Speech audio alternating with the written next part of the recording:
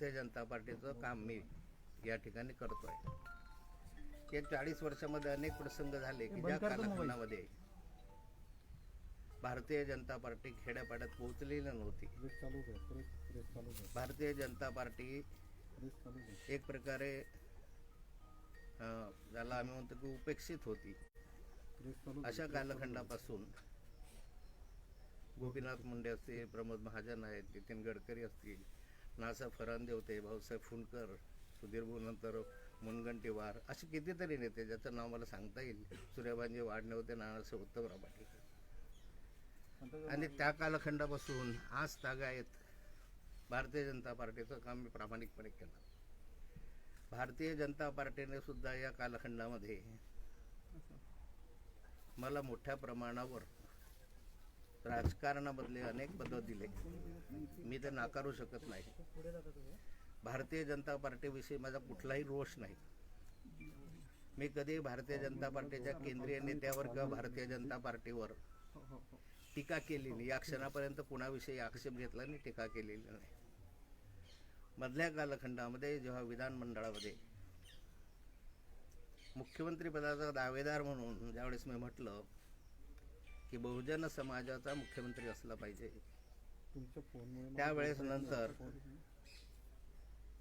त्यावेळेस नंतरच्या कालखंडामध्ये जे काही प्रकरण घडले ते सर्व महाराष्ट्राला माहिती आहे. या ठिकाणी महाराष्ट्राला माहिती आहे. माझ्या अनेक चौकशा झाल्या, अँटी करप्शनकडून चौकशा झाल्या, काही भूखंडाचे आरोप केले गेले. आणि अगदी अलीकडच्या कालखंडामध्ये माझ्यावर एक खोटा विनयभंगाचा खटला सुद्धा दाखल करण्यात आला.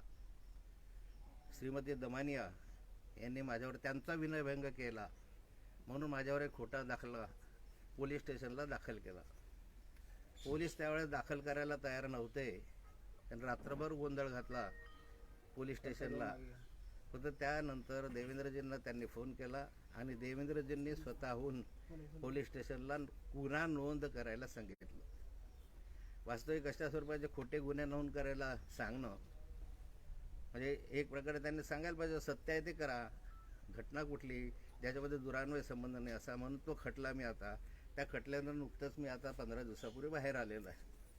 म्हणजे छळ किती करावा याला काही मर्यादा राहिल्या नव्हत्या, तरी इतके दिवस मी ते सहन करत आलेलो आहे.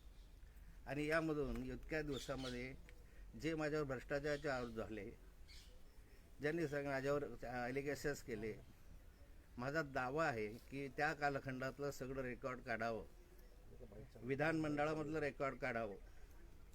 एकाही राजकीय पक्षाने, एकाही काँग्रेस, राष्ट्रवादी, शिवसेना, शेतकरी संघटना असेल का कोणत्याही राजकीय पक्षाने माझ्या राजीनाम्याची मागणी केलेली नव्हती, माझ्या चौकशीची मागणी केलेली नव्हती. अशी जर विधानमंडळामध्ये कुणी आक्षेप घेतला असेल, चौकशी करा असं म्हटलं असेल, असे जर खरं असेल तर मी एका मिनिटामध्ये राजकारण सोडायला तयार आहे. कुणीही माझ्या चौकशीची मागणी केलेली नसताना माझा राजीनामा घेतला गेला. आणि जे काही घडलेलं आहे आता याच्यात परत मी पुनरावृत्ती करत नाही. मी पक्षासाठी माझं उभं आयुष्य घालवलं आणि अशा कालखंडात घालवलं की जे दगडं खाल्लेत, धोंडे खाल्लेत, लोक आमच्या याच्यावर थुंकले, मारलं, माझ्यातून वाळीत टाकलं गेलं. अशा कालखंडातून आम्ही काम केलं. तर पक्षासाठी 40-40 वर्ष आम्ही त्या ठिकाणी काम केलं. म्हणजे असं नाही आहे की पक्षाने तुम्हाला काय कमी दिलं, त्याच्यापेक्षा कितीतरी अधिक. आता होऊन आपल्या जीवनाचा 40 वर्ष दिले त्यासाठी. आणि आजही माझी कोणत्याही म्हणजे भारतीय जनता पार्टीविषयी तक्रार नाही, केंद्रीय नेतृत्वाविषयी कुठली तक्रार नाही. माझी तक्रार जी आहे ते मी वारंवार बोलून दाखवलेली आहे की देवेंद्रजींनी ज्या प्रकारे हे विनयभंगाचा खटला दाखल करणं, भूखंडाच्या संदर्भात चौकशा लावणं, अँटी करप्शनच्या चौकशा, मी सर्वांमध्ये निर्दोष सुटलो. परंतु त्याचा मनस्ताप किती झाला.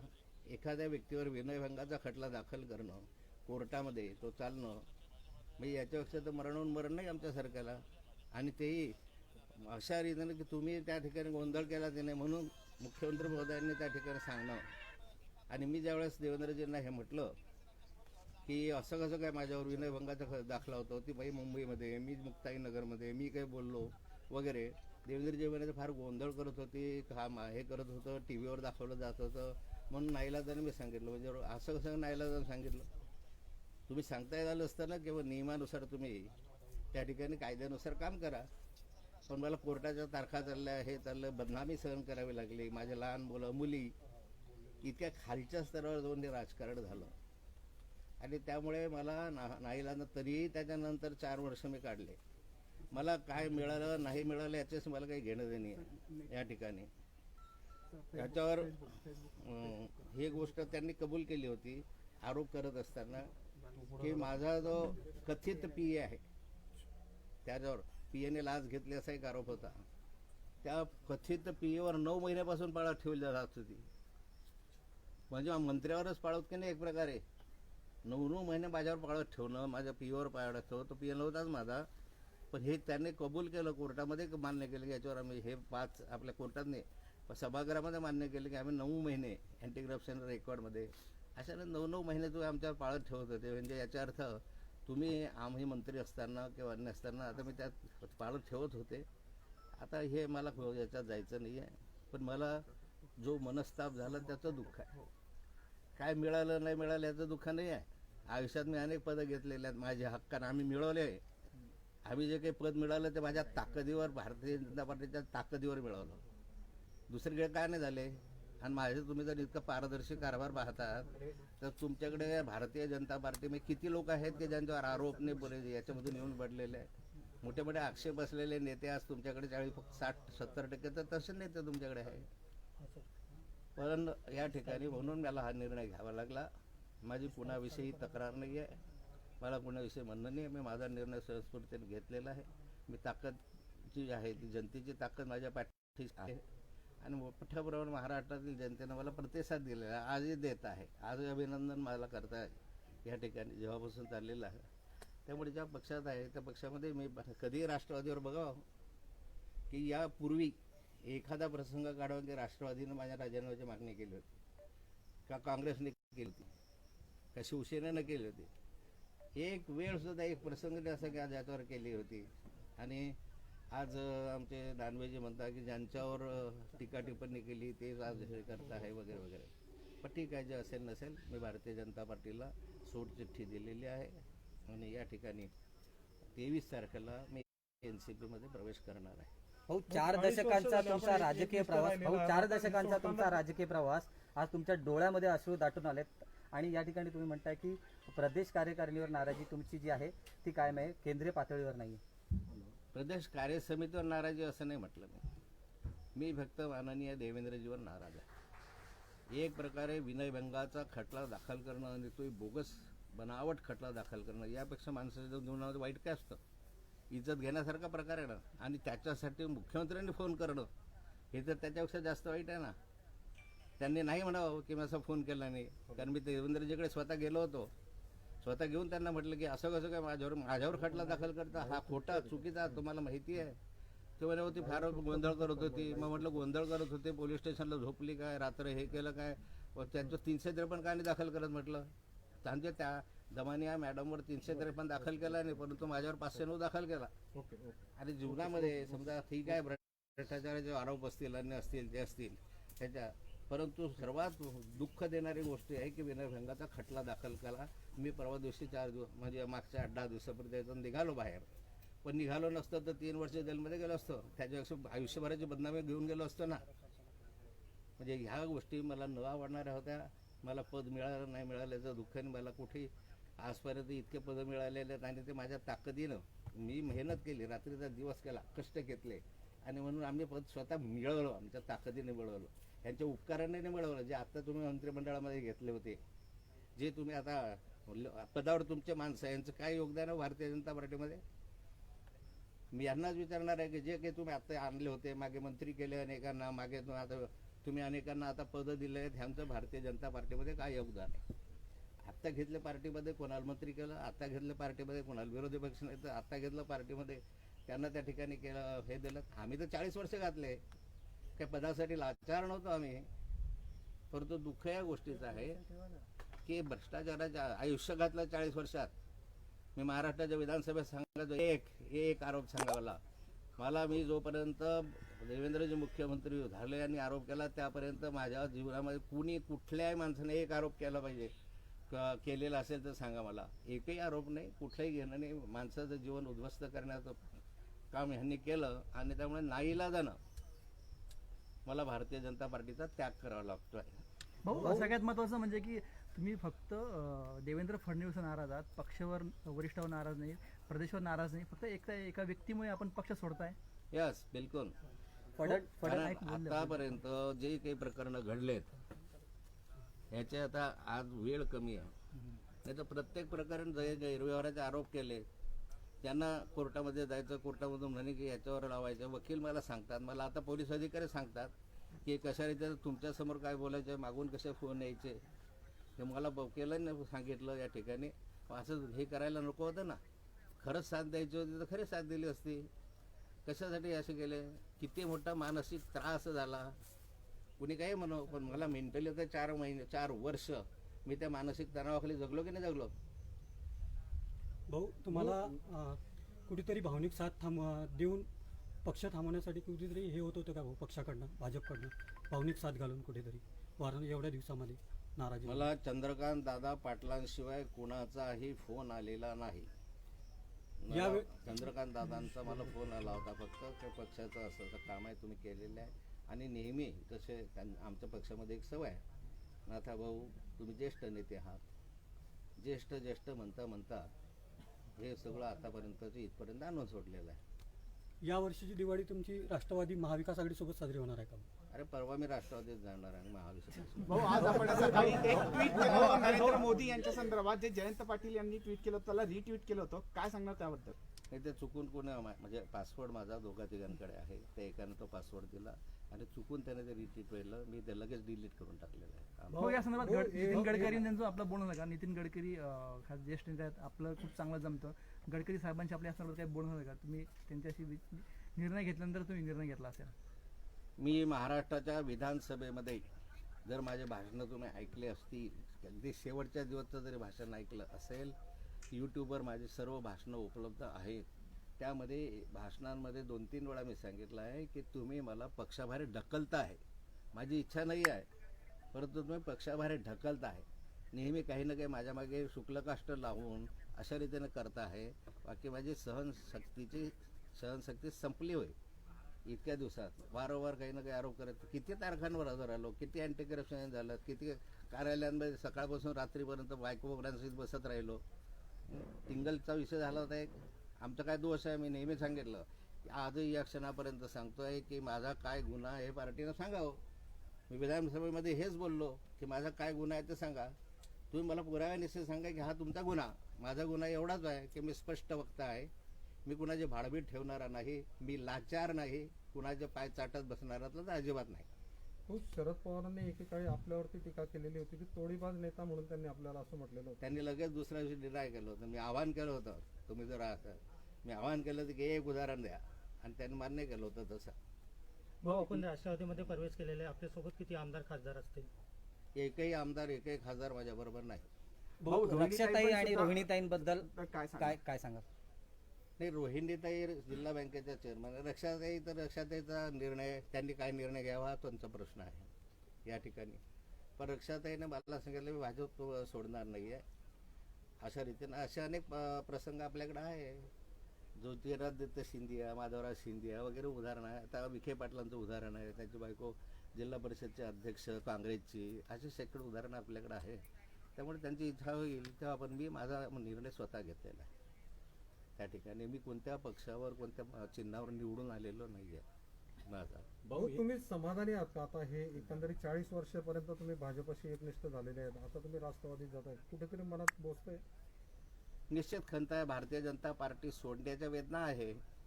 परंतु आज अशी स्थिती आणली की इतक्या खालच्या स्तरावर जर राजकारण त्यांनी गेलं असेल की एखाद्या महिलेला पकडायचं आणि माझ्यावर विनयभंगाचे खोटे दाखले करायचे, तर अशा लोकांबरोबर कठीणच आहे ना अशा व्यक्तीबरोबर काम करणं. आज विनयभंगाचा आहे दाखला केलेला, उद्या बलात्काराचा होईल आरोप. भाऊ काही राष्ट्रवादीने काही दिवसामध्ये आश्वासन दिलं आपलं या भाजपाचे जे महाजन आहे यांच्याशी काही बोलणं वगैरे झालंय का? गिरीश महाजन या संदर्भात विषय माझी कोणाशी चर्चा झालेली नाही. चंद्रकांत दादा पाटलांचाच फोन. राष्ट्रवादीने काही आश्वासन दिलं आपल्याला पक्ष देण्याच्या संदर्भात? आश्वासन कुठलंही मला दिलेलं नाही आणि मला जे आवश्यकताही वाटत नाही. आमची ताकद आहे आज. नाही भाऊ, अशी चर्चा येते की राष्ट्रवादीच्या कोट्यातलं काही मंत्रीपद आपल्याला कृषी देणार आहे. मंत्रीपद आपल्याला मिळणार आहे. अशी काही कोट्यातलं इथं तेच सांगू शकतील, मी कसं सांगणार. एवढा मोठा निर्णय घेतल्यानंतर काय आपलं काही बोलणं झालं असेल शरद पवारांशी आणि जयंत पाटलांशी, त्याशिवाय मला कुठलेही बोलणं, मला मी सांगितलं तुम्हाला की पदाच्या अपेक्षेने मला काही जाणं येणार नाही आहे. मला पद माहिती तर इथे मला मिळालं असतं या ठिकाणी. पद नाहीतरी मी सांगितलं ताकदीनं मिळवलेत. आजपर्यंत आमच्या जिल्हा बँका असतील, दूध फेडरेशन असतील, हे आमच्या ताकदीने मिळवले मी. त्या सहकार्यातल्या संस्था आहे. हे घराणेशाही नाही त्याच्यामध्ये. आज घराणेशाही म्हटलं तर फक्त मी खासदार आमदार एवढे दोघं सोडले तर आमच्या घरात ज्या पद आहेत ते काँग्रेस, राष्ट्रवादी, शिवसेनेच्या भाजपच्या बळावर आहे. हे भाजपचे 2 तर मेंबर महानंदामध्ये, जळगाव जिल्हा मध्यवर्तीमध्ये बँकेमध्ये 6-7 भाजपचे आहे. ते मी आमच्या याच्यात घेतले म्हणून आहे. बाकीचे काँग्रेस, राष्ट्रवादी, शिवसेना त्यांच्या याच्यावर झाले. 100 वर्षामध्ये पहिल्यांदा भारतीय जनता पार्टीच्या विचाराचा माणूस जिल्हा मध्यवर्ती बँकेमध्ये आज चेअरमन झाला. हे एक सुद्धा आणू शकले नाही. 27 वर्ष मीच फक्त डायरेक्टर आहे. एखादा दुसरा डायरेक्टरच्या पलीकडे काही आलेच नाही. ज्या सहकारी संस्था आणल्या त्या आमच्या ताकदीवर इतरांशी तडजोड करून पॅनल लढून आणलेल्या आहेत. त्या काही कोणाचे उपकाराने आले नाही. हे काही घराणेशाहीनं नाही आलं आहे माझ्याकडे त्या ठिकाणी. आणि आता आणून दाखवा म्हणा, एक जिल्हा बँकेचा चेअरमन करून द्या, मी आयुष्यभर लाचारी करेल तुमची. भाऊ, फडणवीसांचं ड्रीम प्रोजेक्ट असलेल्या जलयुक्त शिवाराची SIT चौकशी लावली आहे राज्य सरकारने. भाऊ, मैं हिंदी में एक सवाल पूछ रहा हूँ महानगरपालिका कि क्या आपने भाऊ, जळगावमध्ये महापालिका आहे. इस्तीफा दे दिया है? क्या? भाजपा से इस्तीफा दिया है आपने? हाँ, भारतीय जनता पार्टी से मैं प्राथमिक सदस्यत्व का राजीनामा दिया. और अभी एनसीपी ज्वाइन कर रहे हैं? अभी एनसीपी 23 तारीख को ज्वाइन करने वाला हूँ. क्या कारण रहे भाऊ आपको इतना बड़ा परिवर्तन करना? 40 साल से भारतीय जनता पार्टी का काम मैं करते आए हूँ. ऐसी स्थिति में काम किया हमने कि जहाँ हम लोगों को पत्थर मारते थे, हमारे ऊपर थूकते थे, पत्थर भी मारने के बाद हम लोगों को कभी बहिष्कृत कर देते थे. ऐसी जगह से हम लोगों ने काम किया पार्टी का. और काम करते करते करते मेहनत के साथ हाँ, ठीक है.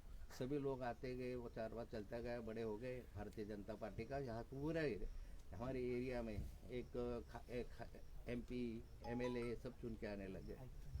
और इतने 40 साल के बाद जब भी सरकार आई भारतीय जनता पार्टी की, तो मुझे भी मंत्री बनाया गया, मंत्री पद से निकाला भी गया. ये सब हुआ, पर ये पार्टी ने हम लोगों को दिया तो हमारी मेहनत थी. 40-40 साल की हमारी ताकत थी, मेहनत थी. ऐसा फुकड़ में हम लोगों ने दिया.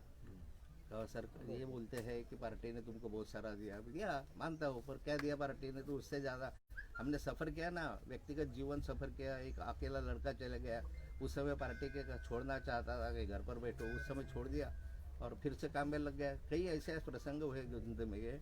पर आखिरी ये है कि भारतीय जनता पार्टी के से जो मुझे अपेक्षा थी कि विधानमंडल में जब मेरे ऊपर एलिगेशंस हुए, तो एलिगेशंस के टाइम एक भी पार्टी ने, मतलब शिवसेना, कांग्रेस, NCP, एक भी पार्टी ने मेरे राजीनामे की मांग नहीं की थी.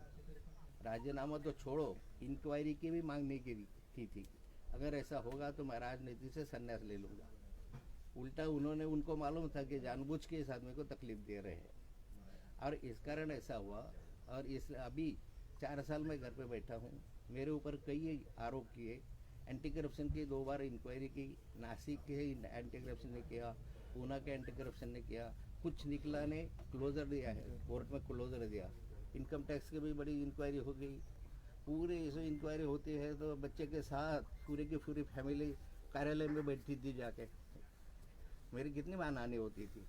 और उसके उपरांत ये तो ठीक है जो हुई, ये तो सारे निर्दोष छूट गए, पूरे के पूरे निर्दोष छूट गए.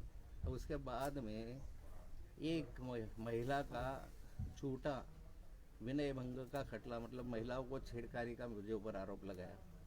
उस दिन जिस दिन ये आरोप मुझ पर लगा और जिस दिन पुलिस स्टेशन में केस नेंद हुई, उस दिन दमानिया करके एक लेडी है, उन्होंने मेरे ऊपर ये आरोप लगाया. आरोप लगाने के बाद सांताक्रूज पुलिस स्टेशन में जाके उसने दंगा किया, रात भर दंगा किया. आखिर उस समय उसने CM से भी बात किया और CM ने PI को बताया कि भाई इसका नोन करो, FIR कर दो. उसके बाद जब मुझे पता चला, वहाँ के PI ने मुझे बताया, DCP ने, कि CM साहब का फ़ोन था, हम क्या करें. तो मैं सीएम साहब के पास गया और उनसे मैंने पूछा कि ये तो बहुत गलत है, झूठा तुम मुकदमा दखल करते मेरे ऊपर, वो भी विनय भंग का, छेड़खानी का। तो बोले क्या करे, वो रात भर दंगा करती थी, मैं बोला निकाल लेंगे, बाद में पीछे ले लेंगे। ऐसा बोले बदनामी इतनी हुई। और उसके बाद में चलो कोर्ट में खटला चला, अभी 8-15 दिन पहले वो मैं भी उसके बाहर निकल गया उसके कारण। पर इतनी निचली स्तर पर राजनीति, इतनी निचले स्तर पर, और ये राजनीति एक आदमी करता था, और इसके कारण मैं तो बहुत दिनों से नाराज़ था।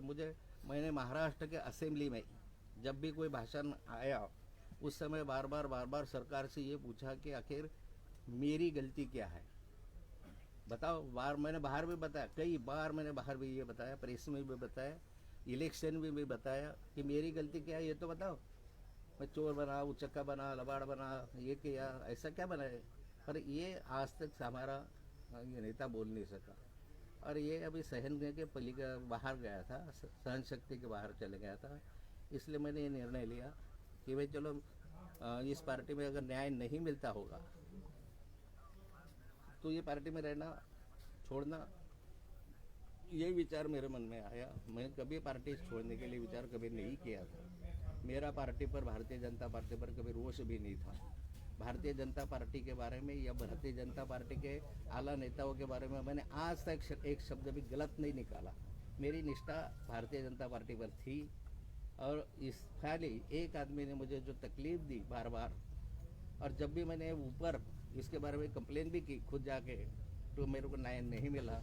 तो मुझे लगा कि भाई वरिष्ठ नेताओं के पास भी मुझे न्याय नहीं मिलता, नीचे तो तकलीफ ही तकलीफ है। इसलिए भारतीय जनता पार्टी के हम आज त्याग करते। भाऊ सगळ्यात महत्त्वाचं म्हणजे भाजप वाढवण्यात तुमचं मोठा हात आहे 40 वर्षापासून.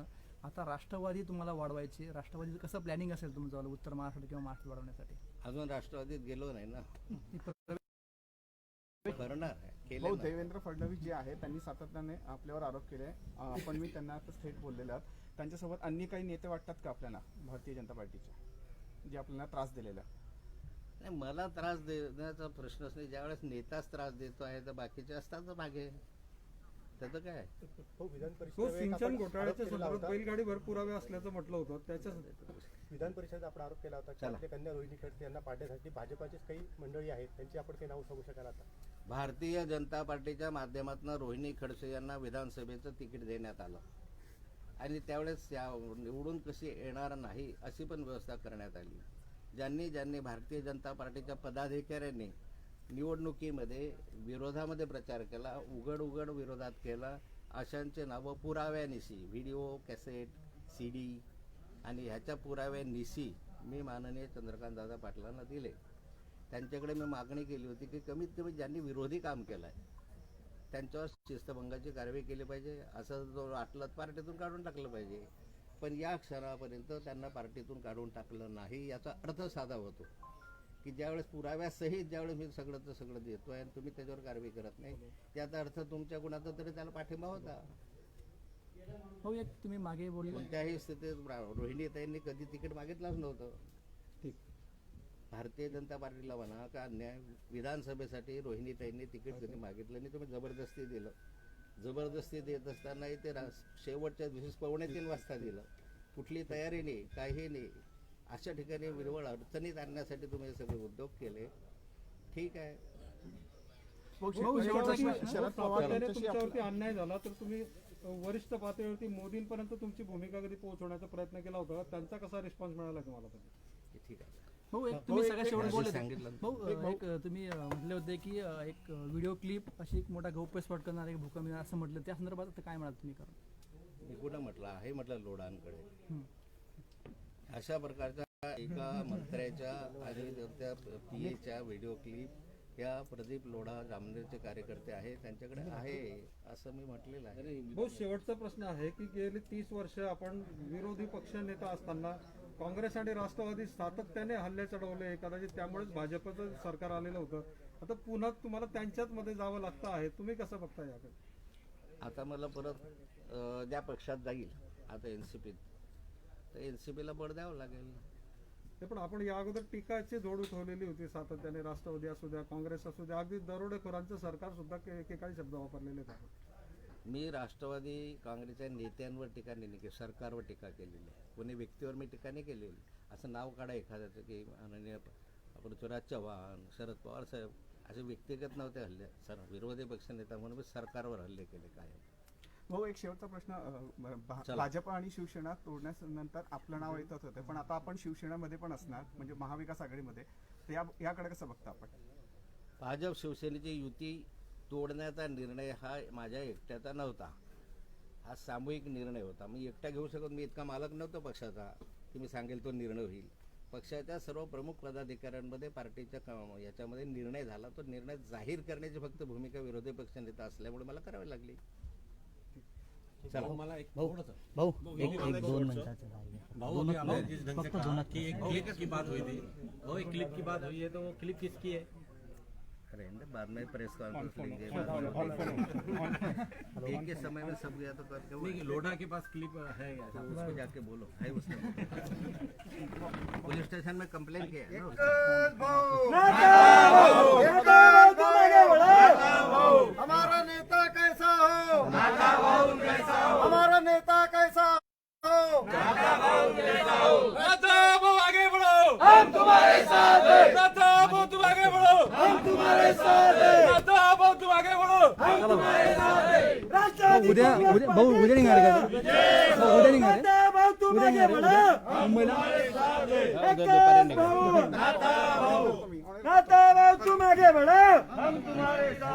राष्ट्रवादी काँग्रेस पार्टीचा